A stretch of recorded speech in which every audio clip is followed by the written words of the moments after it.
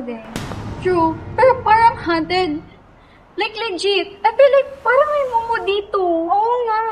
So,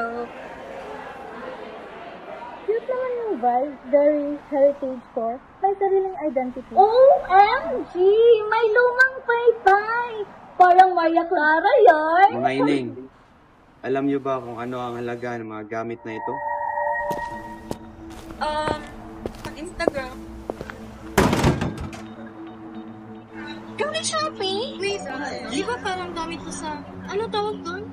Nolime Tangerine. Nolime Tangerine. Hindi lang ito mga gamit. Alaala ito ng mga pusong kinalimutan, mga babaeng tinahimik. Di naman totoo nangyayari yun, di ba? Hindi totoo? Mga iya, ang hindi marunong lumingon sa pinanggagalingan nila ay paulit-ulit na magiging biktima ng katahimikan.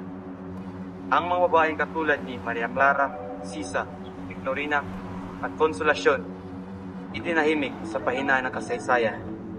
Baka panahon na para marinig sila. Dapat nag-stand for themselves sila. Kaya nga. Gusto mo mag-stand for themselves sila.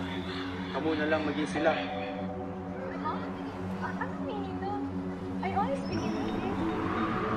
Ito parang sobrang lumamit. Guys, wait lang. Bakit ang ito? Malalaman nyo rin.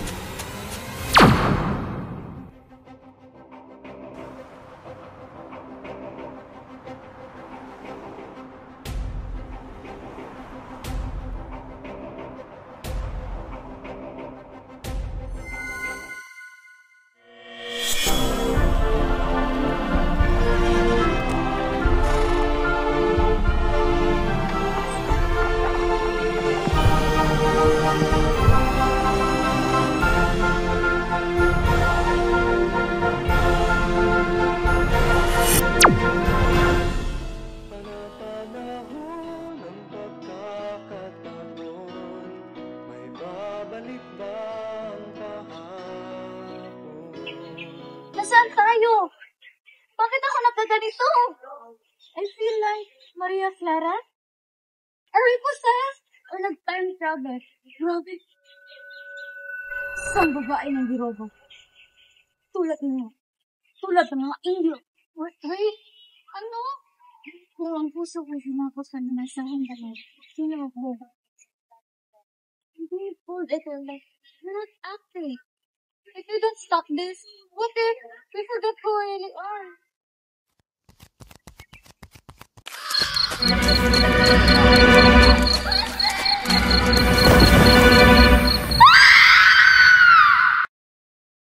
Sana'y di magmaliw. Dati kong araw ang muntikang bata sa pigilan. Hinanap ko kayo sa mundong ito. Ang ina'y walang tinig. Ako'y hinalipot sa ngunit hindi naririnig. Crispin! Basilio! Bakit ko naririnig ang mga iyak ninyo? Kumain na ba kayo?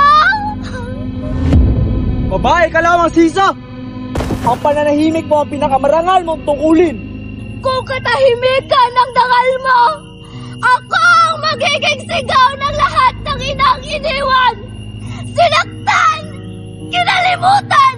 Hindi ako lamang! Ako ang dahilan kung bakit may lahi kang pinagmamalaki! Ako ay ang di mabilang na ina ng bayan na sa kabila ng kabaliwan ay patuloy na naglalakbay at nagmamahal. Isang refleksyon ng walang katapusang pagpaparaya ng bayan.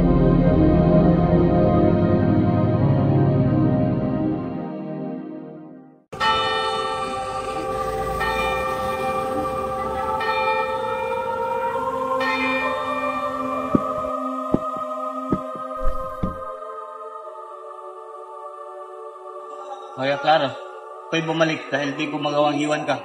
Ngunit iniwan mo akong nagdurusa. Iniwan mo ako hindi lamang sa kilos, kundi sa pagpili. Ipinaglaban mo ang bayan. Oo, ngunit sinong lumaban para sa akin? Ngunit ginawa ko to para sa ating dalawa.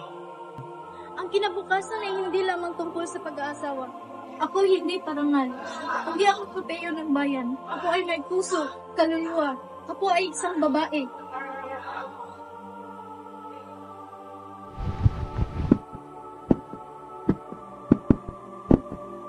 Para Clara, lumayo ka riyan. Kababaang loob ang tunay na bertud. Sa kumpento ka nababagay. Ang virtud ay hindi pang pananahimik sa harap ng pang-aapi.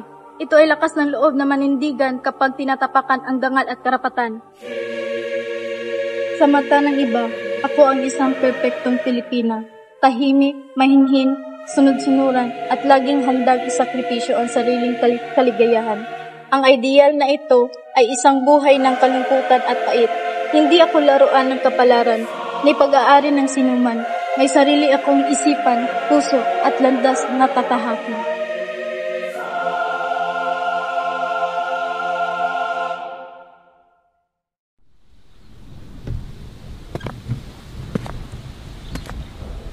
Isa kang patapong babaeng nanggaling lamang sa kalsada. Anong karapatan mong magsalita? Pwes, hindi ka katulad naming mga Kastila. Sinunog niyo ang aking dila, ngunit hindi ang aking alaala.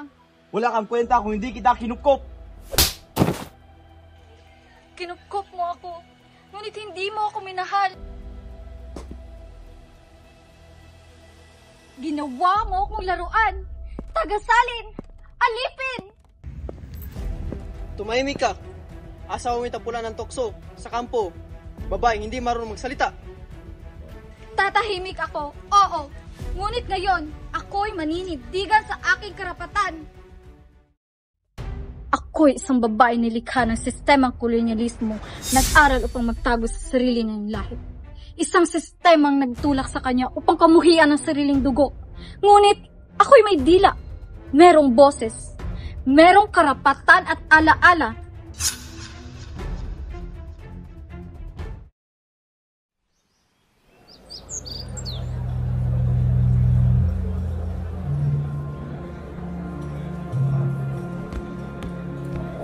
Mahal, huwag kang mag-ayos ng ganyan. Baka sabihin nilang hindi ka tunay na Espanyol. Baka pagtatawanan ka nila. Ngunit totoo, hindi ako Espanyola. At sa bawat araw na tinatakpan ko ang balat kong kayumanggi, ako'y lalong nawawala sa sarili ko. Kasalanan ba ang tumanggi sa pamumuhay na hindi karapat-dapat para sa akin? Kung kaya ko higit pa?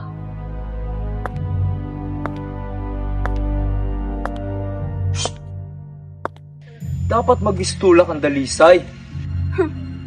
Ang kadalisayan ay hindi nagmumula sa kulay, kundi sa puso ng pagiging Pilipina. Ako si Doña Duterte. Nagiging simbolo ng mga babaeng naisip na ang pagiging banyaga ay ang tanging paraan para umangat. Kaya't lalong naiwaksi ang sariling pagkakakilanlan. At simula ngayon, kung ako'y tatawaging Pilipina, tanggap ko. Ngunit huwag mo akong tatawaging mahina.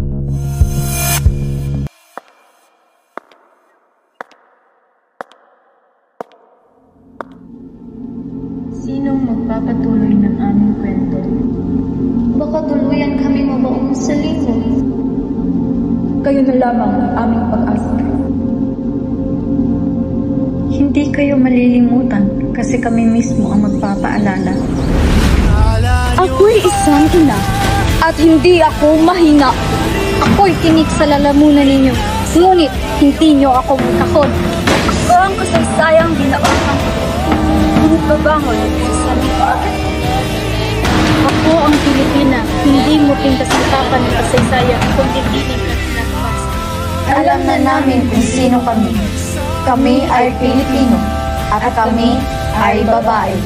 Isang hakbang, isang pangalan, isang katotohanan.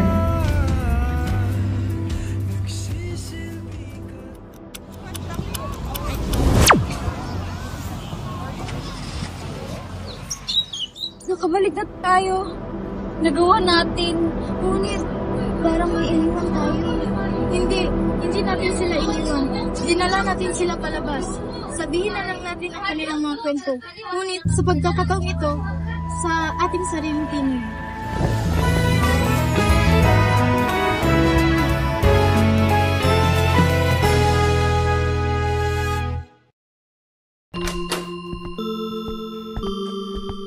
Magandang araw. Magandang araw, sir. Para sa huli ninyong proyekto sa Kursong Rizal 101, gagawa kayo ng pagsasadula. Ang pagsasadula ninyo, ihahalin tulad ninyo sa kwento nito.